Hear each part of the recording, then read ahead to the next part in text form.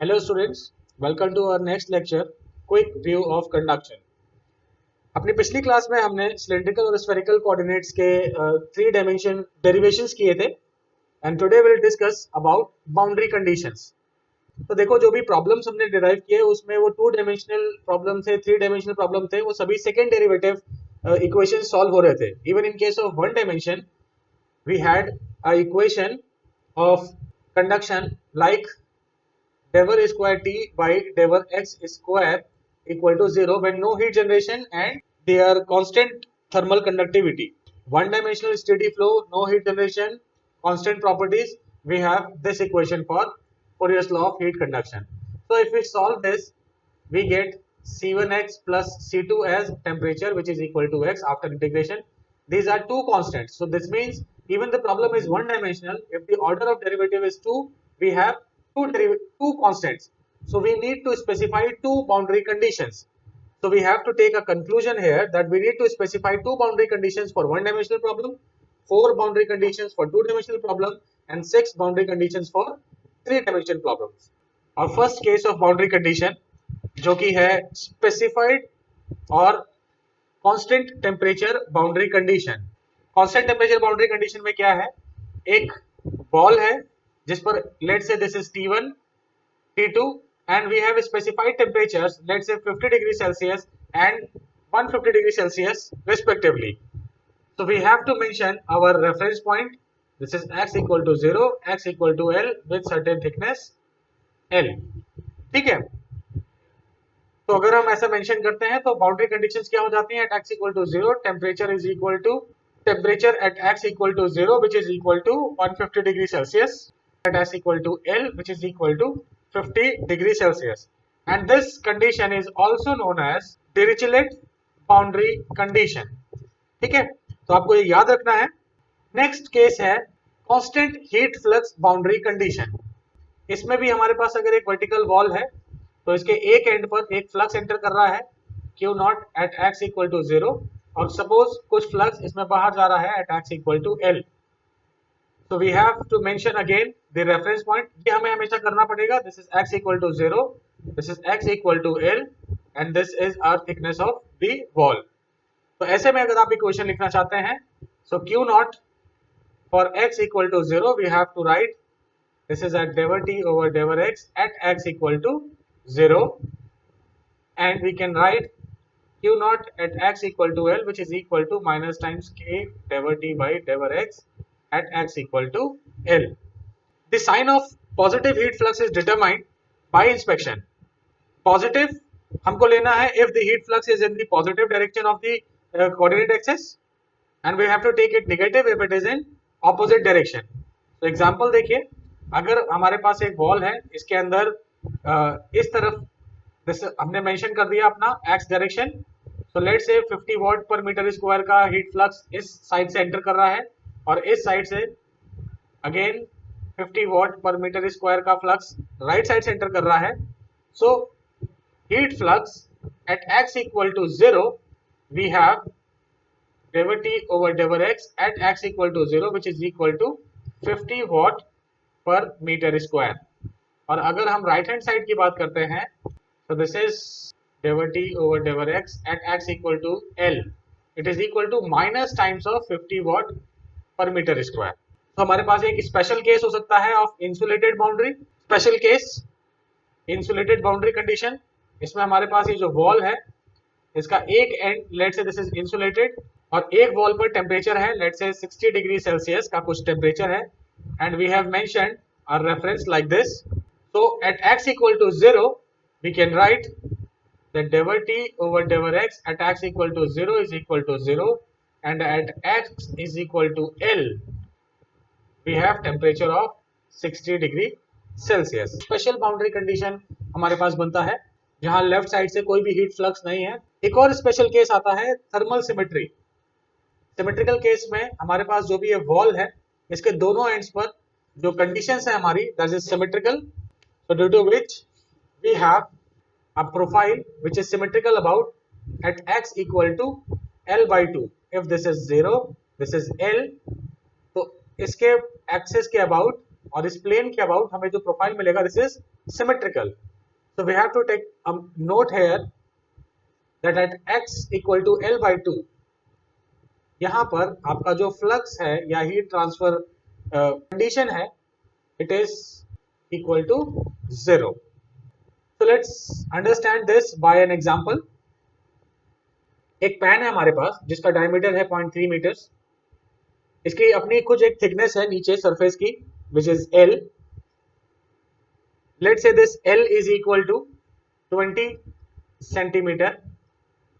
एक heat flux provided है जो कि पावर 800 वॉट की पावर से सप्लाई हो रहा है और जिसका 90% आपका जो हीट है that is supplied to pan. ठीक है, तो 90% means the 720 watts of heat is supplied to the. तो ऐसे में अगर हम इसको सॉल्व करना चाहते हैं तो heat flux is equal to heat transfer rate upon bottom surface area. So this is equal to 0.72 kilowatts upon area is pi times 0.1 meter square, which comes out approximately as 22.9 kilowatt per meter square. तो ये हमारे पास एक flux का condition आ जाता है जो कि हमें बॉटम सरफेस पे मिल रहा है x equal to 0 और out and surface let us mention it is given as 110 degrees Celsius. So we have boundary conditions at x equal to 0. We have flux at x equal to 0 which is equal to 22.9 kilowatt per meter square, and at x equal to L we have a temperature, constant temperature condition which is equal to 110 degrees Celsius. So this is, let's say, given. So these are the boundary condition and we'll solve according to this problem. Next case is convection boundary condition. Vertical wall है, इसके इस surface पर convection हो रहा है, plate के अंदर conduction और बाहर कन्वेक्शन. सो लेट से इसके टेम्परेचर कंडीशंस अलग अलग हैं. लेट से this is T∞1, T∞2.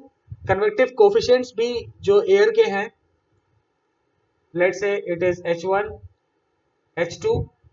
This plate length is L. So x इस डायरेक्शन में मूव कर रहा है. This is x equal to 0, x equal to L. तो ऐसे में हम अपने सरफेस पर जो कंडीशन लगाते हैं that at x equal to 0 convection is equal to conduction. So we can write a equation which is equal to convection T∞1 minus T at x equal to 0, which is equal to minus times of k divided T by divided x at x equal to 0. So convection equal to conduction. At x equal to L, we have conduction equation which is equal to convection. So we can write divided T over divided x at x equal to L, which is equal to H2 times T.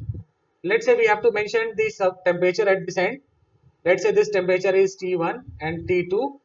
So we can also write here that T is equal to x equal to L पर जो temperature है minus T∞2. So it can also be written as H2 T2 minus T∞2. और इस equation में this term can also be written as T∞1 minus T1 अगर temperature mentioned है. Otherwise whatever temperature is mentioned at x equal to 0 and at x equal to L. ठीक है, आप ये नाम इसमें लिख सकते हैं. इसमें डायरेक्शन का हमको कन्वेंशन मेंशन करना रहता है. डायरेक्शन हमको देखना है कि प्लस x डायरेक्शन में है या माइनस x डायरेक्शन में है. A surface has no mass so it can not store energy. तो ऐसे में whatever amount of heat entering into that surface is equal to amount of heat is leaving the surface. ठीक है, तो ये condition बहुत कॉम्प्लेक्स नहीं होना चाहिए. Next condition is interface boundary condition. हमारे पास दो लेयर्स हैं made of different materials. Let's say A and B, ये दो मटेरियल्स हैं हमारे, और कुछ एक प्रोफाइल आ रहा है इस तरीके से. तो ये जो सरफेस पॉइंट है, तो let us mention this distance is x not. x axis इस तरीके से और कंप्लीट लेंथ दोनों को मिलाने के बाद L है. This is x equal to 0, this is x equal to x not and this is x equal to L.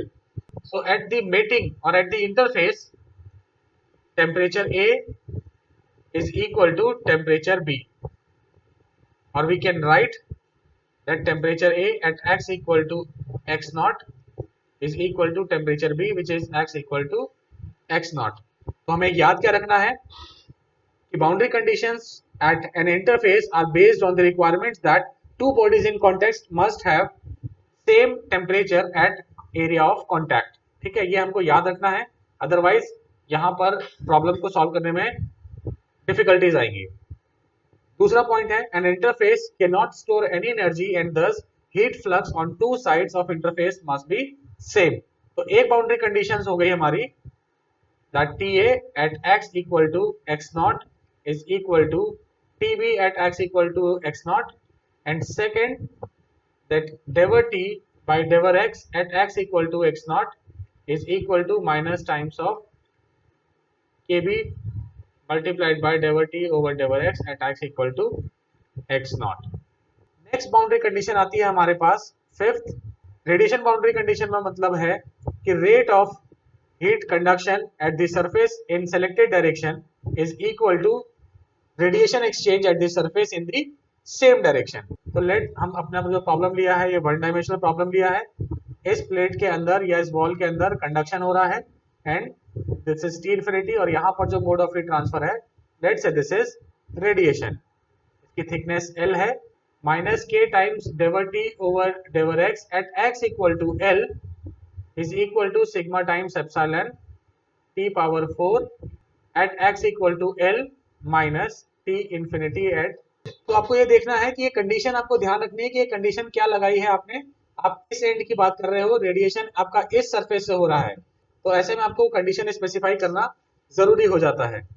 चलिए इन बाउंड्री कंडीशंस पे कुछ एग्जांपल्स देख लेते हैं. So let us consider steady and one-dimensional heat conduction in large plane wall of thickness L and constant thermal conductivity with no heat generation. Obtain expression for the variation of temperature within the wall for the following pairs of boundary conditions. इस problem में हमारे पास तीन boundary conditions given है और इनके लिए हमको expression derive करना है for temperature variation. So let us consider our first boundary conditions. This is A. So at x equal to 0, the flux is equal to 40 watt per centimeter square and at x equal to 0 temperature is 15 degree Celsius. So this is a boundary condition. तो इसको solve करते हैं पहले. Because we have assumed this is a steady one dimensional and no heat generation problem, K is equal to constant. ऐसे में जो हमारा conduction equation है we know we can express as d square T by dx square is equal to 0. And after integration we have a solution T as a function of x equal to C1x. ये हमारे पास एक relation है और अगर हमें C1 और C2 की values पता है तो हम इस रिजल्ट को अचीव कर सकते हैं. तो in our first case both boundary conditions are specified at same boundary which is at x equal to 0. ये देखिए दोनों ही बाउंड्री कंडीशंस हमें यहाँ x इक्वल टू 0 पे मेंशन्ड है, एक टेम्परेचर और एक फ्लक्स. तो इस केस में हम इसको देख लेते हैं. ये एक हमारी वॉल है of certain thickness from 0 to L. इसमें ये फ्लक्स एंटर कर रहा है इस तरीके से 40 वाट पर मीटर स्क्वायर का और इस वॉल का जो टेम्परेचर है this is at 15 degree Celsius. इस इक्वेशन को अगर हम फर्स्ट इंटीग्रेशन करते हैं so this equation gives dt by dx is equal to C1. C1 किसके बराबर हो गया? dt upon dx के. Now apply boundary conditions. Minus times k dt by dx at x equal to 0 which is equal to flux. तो हम इसको यहाँ पर देखिए ये dt by dx है at x equal to 0. यहाँ से हम इसको रिप्लेस कर सकते हैं. We can write minus times k C1 which is equal to C1 की वैल्यू आ जाती है C1 is equal to minus times Q naught upon K. अभी हम यहाँ पर वैल्यूज पुट करके इसको सॉल्व नहीं करेंगे, हम एक इक्वेशन बनाएंगे. ये इस इक्वेशन को पहले कंप्लीट फॉर्म में डिराइव करेंगे, उसके बाद वैल्यूज पुट करके इसको सॉल्व करेंगे. Next condition temperature at x equal to 0 जो हमें गिवन है which is equal to T naught which is equal to, अगर हम इस इक्वेशन को यूज करके यहाँ पुट करते हैं so we get C1 times 0 plus C2. So we get C2 is equal to T naught, which is equal to 15 degree Celsius. ये value हमारे पास मिल जाती है. So by substituting the specific solution in this, we have a relation T, which is function of x, is equal to minus times Q naught upon K times x plus T naught. तो ये equation हमारे पास आ गई for solution 1. अब आप इसमें flux और जो temperature की वैल्यूज हैं, कंडक्टिविटी की जो वैल्यूज हैं, अगर वो जो भी वैल्यूज गिवन रहेंगी फॉर दैट पर्टिकुलर x, जिस डिस्टेंस पर हमको निकालना है, वहां पर हम इसे कैलकुलेट करके we can find general solution. Next we will consider our boundary condition as at x equal to 0 flux is given, at x equal to L minus times of that flux is given. That means the direction of this flux is in opposite direction. और इसमें इस तरफ से मेरे पास plus 40 watts per metre square का flux दिया है. This is x equal to 0 length, x equal to L length, और यहाँ पर टेम्परेचर प्रोफाइल जो बन रहा है वो T as a function of x, और -25 वॉट पर मीटर स्क्वायर जो वैल्यू दिया है. तो this is the direction of this flux. तो ये कंडीशन हमको मेंशन्ड है. तो ऐसे में जब हम इस बाउंड्री कंडीशन का यूज करते हैं, so we have minus del T by del x at x equal to 0 which is equal to Q not और फ्लक्स एट 0. तो इस इक्वेशन को हम वापस लिख सकते हैं minus times k of C1 which is equal to Q not, और जब आप इसको सॉल्व करते हैं तो C1 की वैल्यू आती है minus times Q not upon k. So this is a value of C1. दूसरी बाउंड्री कंडीशन अगर हम यूज करना चाहें, so minus k del t over del x at x equal to L which is equal to QL. तो यहाँ से आपको at x equal to L पर आपको जो कंडीशन मिलता है, देखिए डेवर t by डेवर x is minus k C1 which is equal to QL. यहाँ से भी C1 की वैल्यू क्या आती है, minus times of heat flux at L upon K. तो यहाँ पर हमें एक इंपॉर्टेंट पॉइंट याद रखना है, क्योंकि Q नॉट यानी कि flux at x equal to 0 is not equal to flux at x equal to L पर. ये कंडीशन हमें गिवन है. यहाँ पर देखिए 40 वॉट है, यहाँ पर 25 वॉट्स है, और दोनों का डायरेक्शन ऑपोजिट है, तो इनकी वैल्यूज भी न्यूमेरिकल वैल्यूज अलग हैं. So these are not equal. So constant C1 can not be equal to two different things at same time. So there is no solution in this case. ये आपको याद रखना है. ऐसा पॉसिबल नहीं है कि C1 की दो अलग अलग वैल्यूज आए एक ही वक्त पे, ठीक है, for same instant of time. So this is not surprising since this case corresponds to supplying heat to plane wall from both sides and expecting the temperature of the wall to remain steady, and this is impossible. कि आप दोनों तरफ से heat enter करना चाहते हो इस body के अंदर अलग अलग वैल्यूज पर, और आप एज्यूम भी कर रहे हो कि ये स्टेडी भी रहे, तो ये पॉसिबल नहीं है. So there is no solution. This is case of impossible. Next हमारे पास जो थर्ड केस बना है, जिसमें हमारे पास एक और फ्लक्स है at x equal to 0, flux is 40 watt per centimetre square, और एक और फ्लक्स दिया है at x equal to L पर, अगेन इसकी value 40 watt per centimetre square है. So let us consider this case. इस केस में हमारे पास ये जो वॉल है, इसमें x इक्वल टू 0 पर 40 वॉट पर मीटर पर सेंटीमीटर स्क्वायर का फ्लक्स है, और सेम अमाउंट ऑफ फ्लक्स बाहर निकल रहा है. ये हमें एक प्रॉब्लम दिखता है कि हाँ, दिस टाइप ऑफ प्रॉब्लम में अचीव सम स्टेडी फ्लो, ऐसा कुछ पॉसिबल दिख रहा है. But let's apply the boundary condition. तो minus K del T over del x at x equal to 0 which is equal to Q not. अब आपको यहाँ से इक्वेशन मिलता है minus K times C1 equal to Q not, और यहाँ से C1 की वैल्यू मिल जाती है minus times Q not upon K. ये हमें C1 की वैल्यू मिली. अगेन अगर आप इस वैल्यू को दूसरी बाउंड्री कंडीशन को यूज करते हैं, तो minus times del T over del x at x equal to L equal to Q not equal to QL. देखिए दोनों की वैल्यूज तो सेम ही है, डायरेक्शन भी सेम है, तो इस तरीके से लिख सकते हैं इसको. So we can have again C1 times minus K equal to Q naught and C1 equal to minus Q naught by. तो यहाँ पर हमें फिर से C1 की वैल्यू सेम मिल जाती है. Both condition results in the same value of constant C1 but no value for C2. इसकी तो वैल्यू हमें कहीं से कुछ पता ही नहीं चल पा रही, so we can not solve for C2 using these two boundary conditions. So we have a general solution जो इस केस में बनेगा, it is Tx equal to minus times Q naught upon K times X plus C2. So this equation has no unique solution, इसलिए क्योंकि ये C2 की value कुछ भी हो सकती है और उसके अकॉर्डिंग ये टेम्परेचर प्रोफाइल वेरी कर सकता है। एक और क्वेश्चन देखते हैं। Consider the base plate of 1200 watt household iron that has a thickness of L 0.5 centimeter, base area 300 centimeter square, thermal conductivity 15 watt per meter Kelvin. The inner surface of the base plate is subjected to uniform heat flux generated by resistance heater inside, and outer surface loses heat to the surroundings by 20 degrees Celsius by convection.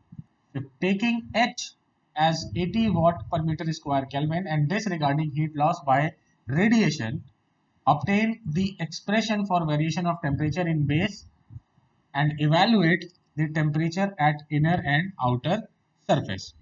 यहाँ पर हमें इस question में बहुत सारा data given है।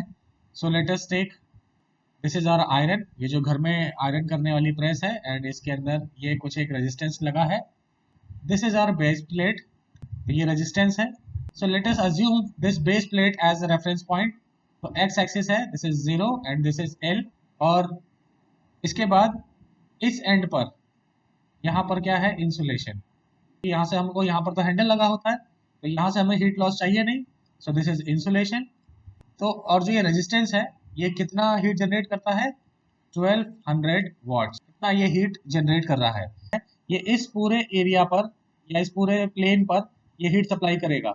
तो ये वाला जो x इक्वल टू 0 पर जो सरफेस है, यहाँ पर बाउंड्री कंडीशंस कैसी बनती है, कांस्टेंट हीट फ्लक्स की।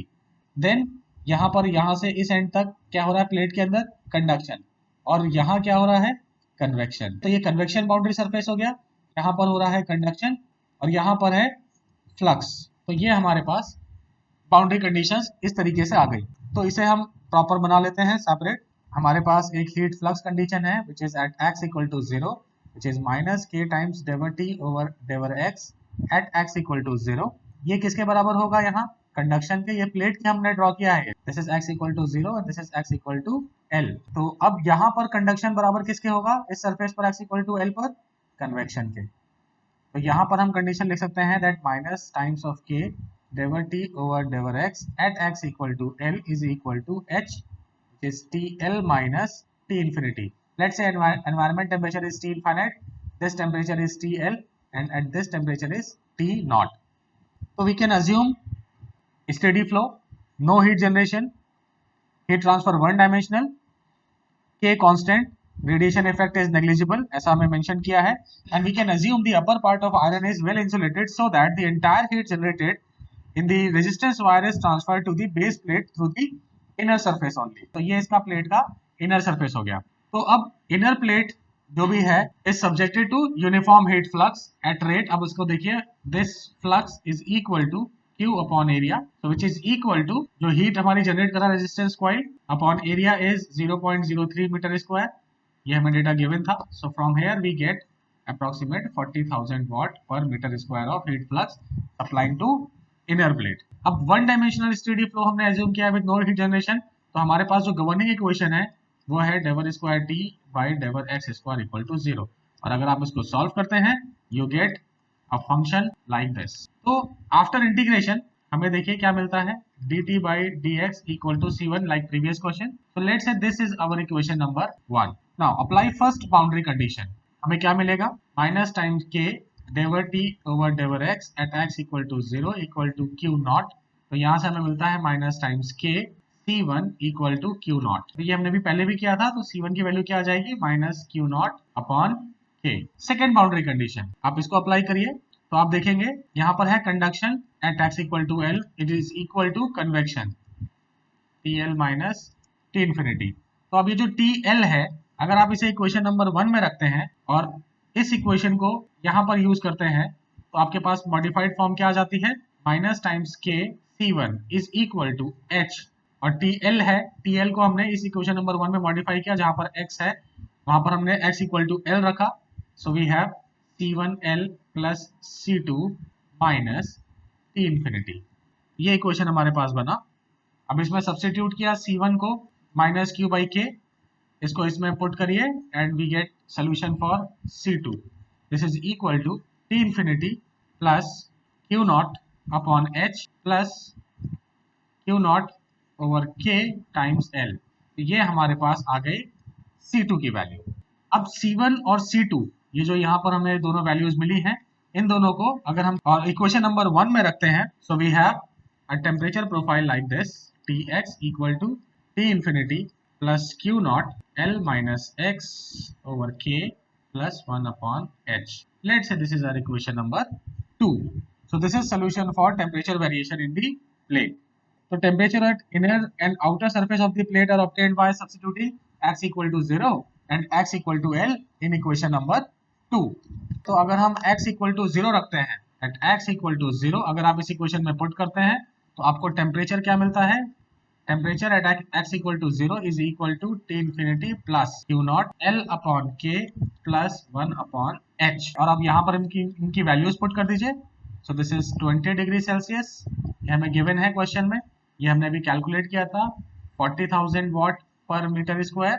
L is 0.005 मीटर्स, K की वैल्यू आपको गिवन है 15 वाट पर मीटर केल्विन और plus 1/80 watt per metre square kelvin. अब आप इसको सॉल्व करिए और आपको इसमें इक्वेशन मिलता है जो final result, this is 53.3 degree Celsius. So this is temperature at x equal to 0. Similarly, at x equal to L अगर आप पुट करते हैं इक्वेशन नंबर 2 में, so you get temperature profile like this, T infinity plus Q naught, और ये देखिए ये term L minus L हो जाएगा 0, तो ये टर्म कैंसिल आउट हो जाएगा, आपके पास बचेगा सिर्फ 1 upon H। अब आप यहाँ पर वैल्यूज पुट करिए, तो 20 प्लस 40,000 वाट्स पर मीटर स्क्वायर, तो आप ध्यान रखेंगे, आप प्रॉपर सब्स्टिट्यूट करेंगे, इनको कैंसिल आउट होंगी यूनिट्स, यहाँ कैलकुलेशन का आपको थोड़ा सा ध्यान रखना है। इनको सॉल्व करिए, it will come out as 520 degree Celsius. तो ये हमारा आंसर है। Let us consider another example, a steam pipe of length 20 centimetre, inner radius of 6 centimeter, outer radius of 8 centimeter, thermal conductivity is equal to 20 watts per meter Kelvin. Inner and outer surfaces of pipe are maintained at 150 and 60 degrees Celsius respectively, and we have to obtain again a general relation for temperature distribution inside the pipe under steady condition and determine the rate of heat loss from the steam through pipe. इस question में approximately आपको ये इस तरीके से एक हमारे पास cylinder है जिसके इनर और आउटर डायमीटर्स हैं, तो इसका ये इनर रेडियस हो गया R1, outer radius is R2। Let's say temperature of inner radius, इसका इनर रेडियस इज T1 और आउटर रेडियस का टेम्परेचर T2, ये इसकी लेंथ हो गई। तो ऐसे में हमें क्या मिलता है, R2 minus R1 equal to 2 centimetre of thickness. ये हमें इस सिलेंड्रिकल का जो मटेरियल थिकनेस है वो हमें इतनी मिल जाती है। So we have assume steady flow, we can assume और flow one dimensional since there is a thermal symmetry about the center line and no variation in axial direction। ये हम अपने assumptions लगाकर अपने प्रॉब्लम को सिंप्लीफाई कर सकते हैं, and also we can assume that thermal conductivity is constant, so temperature is remaining the function of radial direction only r। तो अगर हम cylindrical coordinates की बात करते हैं तो cylindrical coordinates में one dimensional conduction equation may be written as dever over dever r dever t over dever r equal to 0। Actually जो फर्स्ट टर्म होता है वहां पर ये आता है 1 upon r del r in bracket r times del T by del r. तो अब ये टर्म आप राइट हैंड साइड में ले जाइए, इट इक्वल टू 0, और आपके पास बाउंड्री कंडीशंस आपको क्या मेंशन है, constant temperature boundary conditions given है, दैट एट टेम्परेचर और at r equal to R1 और inner radius which is equal to let's say T1 is 150 degree Celsius and temperature at R2 outer surface पर temperature T2 is equal to 60 degree Celsius. So this is given, तो इसको simplify कर लीजिए, तो डेवर over डेवर r डेवर T over डेवर r equal to 0, right hand side में जाके 0 हो गया। अब इसको इंटीग्रेट करिए, इंटीग्रेट करने पर हमें मिलेगा आर डेवर टी ओवर डेवर आर इक्वल टू C1, और यहाँ से हमें C1 की वैल्यू मिल जाती है, या C1 अपॉन आर में बी रिटन एज डेवर टी ओवर डेवर आर। अगेन इसका इंटीग्रेशन करिए और तो हमें मिल जाता है temperature profile with respect to radial direction r is equal to C1 ln r plus C2. So this is our general equation and we have to derive or we have to calculate the values of C1 and C2, and we'll put in equation number 1 and applying boundary conditions we can calculate the temperature at respective distance in axial direction. So now apply boundary condition at R1 equal to T1, which is equal to C1 ln R1 plus C2. ये देखिए इस equation में अगर आपने r equal to R1 रखा है तो यहाँ पर ये R1 हो जाएगा, ठीक है। Similarly at r equal to R2, तो ये टेम्परेचर कितना है T2, हमने यहाँ पर एज्यूम किया है it is equal to T2, so this C1 ln R2 plus C2, let's say equation number Roman 2. So from 1 minus 2 and we are solving for C1 and C2, we have, इसको देखिए आपको values को put करना है, simple 1 minus 2 करना है और rearrangement करना है चीजों का। 1 माइनस 2 करेंगे तो C2 कट जाएगा और आपके पास C1 के लिए टर्म आएगा, then we will put in any equation either 1 and 2 and we get value of C2। तो मैं यहाँ पर डायरेक्टली रिलेशन लिख रहा हूँ, C1 सॉल्व करने के बाद मिलेगा T1 minus T2 upon ln R2 by R1 और C2 की वैल्यू मिलेगी T1 minus T2 minus T1 upon ln R2 by R1 ln R1। ठीक है, तो इसमें सिर्फ मैथमेटिक्स है, आपको प्लस माइनस का साइन को थोड़ा सा ध्यान रखना है। अगर यहाँ पर आप T1 माइनस T2 लिखेंगे तो यहाँ पर ये रिलेशन चेंज हो जाएगा या फिर ये साइन प्लस हो जाएगा अगर आप यहाँ से माइनस को अंदर लाते हैं। तो ये सिंपल एक मैथमेटिक्स है, लिखने का तरीका है, आप इसको कैसे लिख रहे हैं। So this is mathematically correct, आप इसको मॉडिफाई करके यहाँ साइन प्लस भी चेंज कर सकते हैं। तो next, rate of heat loss from the steam is simply the total rate of heat conduction through pipe and is determined from Fourier's law of heat conduction.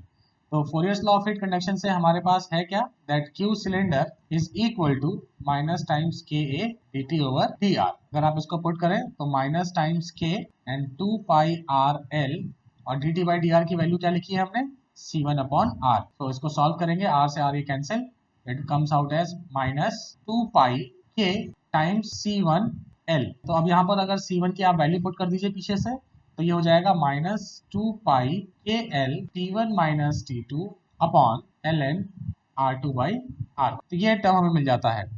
तो यहाँ से हमें Q सिलेंडर जितना हीट ट्रांसफर है bye फोरियर्स law हमें मिल जाता है, हम इसकी वैल्यूज पुट कर दीजिए 2 पाई टाइम्स 60। तो यहाँ से इनकी वैल्यूज को पुट कर दीजिए और सब वैल्यूज को रखने के बाद हमें मिलेगा Q cylinder comes out as approximately 760 kilowatt। हमें इन सब की वैल्यूज गिवन है, that K is 20, L is 20, temperatures are 150 and minus this 60 और R2 R1 क्या है, ये आपको रेशियोज गिवन है, 0.08 is value of R2, R1 की value 0.06 in terms of metre. सबको SI यूनिट्स में कन्वर्ट करना है, इनकी वैल्यूज को रखना है and you will get this term. आगे अगर इसको देखना है, we want to calculate the total rate of heat transfer through the pipe which is constant but the heat flux is not constant. So since it decreases in the direction of heat transfer with increasing radius, तो अगर हम इसको flux को calculate करना चाहते हैं, so this flux is nothing but 2 pi r times L। तो आप यहाँ पर आपने Q कैलकुलेट किया, then it is divided by 2 pi r L surface area, so you will get the flux। So next, let us consider other problem in spheres. It is again a same problem like a spherical shell with certain values. Inner and outer radius is given. This is inner radius R1, value is given, outer radius R2. Let's say inner temperature is T1 and outer temperature is T2 and we have to calculate the temperature profile. So again we can assume the steady flow, one dimensional, no heat generation, constant thermal conductivity. So first boundary condition, the temperature is given 200 degrees Celsius and second boundary condition as 80 degrees Celsius. So from the Fourier's law of heat conduction in spherical coordinates, we can have an equation by dr r square dt over dr equal to 0. तो with boundary conditions अगर आप इसको solve करना चाहते हैं, just like previous case, आप इसको integrate करिए। तो this is r square dt by dr is equal to c1। तो यहाँ से आपको dt by dr मिल जाता है c1 upon r square। और एक बार अगेन आप इसका इंटीग्रेशन करते हैं तो you get temperature in terms of radius is equal to minus times C1 upon R plus, तो let's say this is our equation number 1 and this is general temperature profile. अगर आपको इसमें C1 और C2 की values पता है, you can simply calculate the temperature at any location from the centre. So now apply the boundary conditions. First boundary condition, temperature at R1 is equal to T1, which is equal to minus times C1 upon R1 plus C2, and temperature at R2 is equal to T2, it is equal to minus times C1 R2 plus C2. So let's say these are 1 and 2 equations. अब इसको 1 minus 2 कर दीजिए and we get for C1 and C2. तो हमारे पास जो मैं directly result लिख रहा हूँ that C1 will come out as minus R1 R2 upon R2 minus R1 in bracket T1 minus T2. ये प्लस माइनस साइन से रीअरेंज हो जाएंगे। अगर आप यहाँ R1 माइनस R2 लिखेंगे तो ये माइनस साइन कैंसिल हो जाएगा, it doesn't make any difference, and C2 value is R2 T2 minus R1 T1 upon R2 minus R1। तो इन दोनों वैल्यूज को अब इक्वेशन नंबर 1 में पुट करेंगे तो जनरल इक्वेशन जो हमारे पास बनेगी टेम्परेचर की with respect to radial direction, it is equal to R1 R2 upon R2 minus R1 in bracket T1 minus T2 plus R2 T2 minus R1 T1 upon R2 minus R1. So let's say this is equation number 2. अब आप यहाँ क्या कर सकते हो, R2 minus R1 को common निकाल के बाहर रख सकते हो and you can simply put out the simple form of this derivation. So the rate of heat loss from the container is simply the rate of heat conduction through the container wall and is determined from Fourier's law. तो अगर आप इसको calculate करना चाहते हैं, so from Fourier's law it is equal to minus times k dt over dr, this is minus times k surface area 4 pi r square और dt by dr की value है C1 अपॉन r स्क्वायर। तो अगर आप यहाँ से solve करते हो it comes out as minus times of k 4 pi C1, के r स्क्वायर से r स्क्वायर कट जाएगा तो 4 पाई C1 टाइम्स k। तो अब आप यहाँ पर C1 की वैल्यू पुट कर दीजिए तो आपको मिलता है यहाँ से 4 पाई k टाइम्स C1 की वैल्यू है R1 R2 और नीचे आप उसको वैल्यू पुट कर दीजिए, it comes out as R2 minus R1 temperature T1 minus T2। तो सिंपल मैथमेटिक्स है, आप इसको प्लस माइनस साइंस वैल्यूज को पुट करेंगे। देखिए यहाँ पर जो C1 की वैल्यू हमने यहाँ डिराइव की है it is as minus value, तो जिसको आप वैल्यू को यहाँ पुट करते हो इस माइनस के साथ तो ये कैंसिल आउट हो जाएगा, तो ये आपके पास एक वैल्यू बचती है। And let's say this is equation number 3 and after putting all these values we have 4 pi k की वैल्यू आपको गिवन है 45 वाट पर मीटर केल्विन, R1 और R2 की वैल्यूज आपके पास गिवन है 0.10 अपॉन, यहाँ पर आप इसकी वैल्यूज को रखिए 0.10 minus 0.08 and then temperature difference which is, अगर आप टेम्परेचर डिफरेंस को केल्विन में रखते हैं या डिग्री सेल्सियस में डजंट मेक एनी डिफरेंस क्योंकि डिफरेंस हमेशा सेम ही आता है। So value is approximately 27.1 kilowatt. इसको सिंपली आपको सॉल्व करना है। So the total rate of heat transfer through a spherical shell is constant, but the heat flux again it is not constant since it decreases in the direction of increasing radius. तो अगर आप इसको calculate करना चाहते हैं तो again आपका जो फ्लक्स आएगा, flux it is equal to this value Q upon 4 pi r square. आप इसकी r की वैल्यू को चेंज करते जाइए, the flux will also keep on changing. So now we have discussed maximum types of problems on the boundary conditions. This is all for today's lecture, and next lecture we'll discuss about the variable thermal conductivity and thermal heat conduction equation derivation. Thank you very much.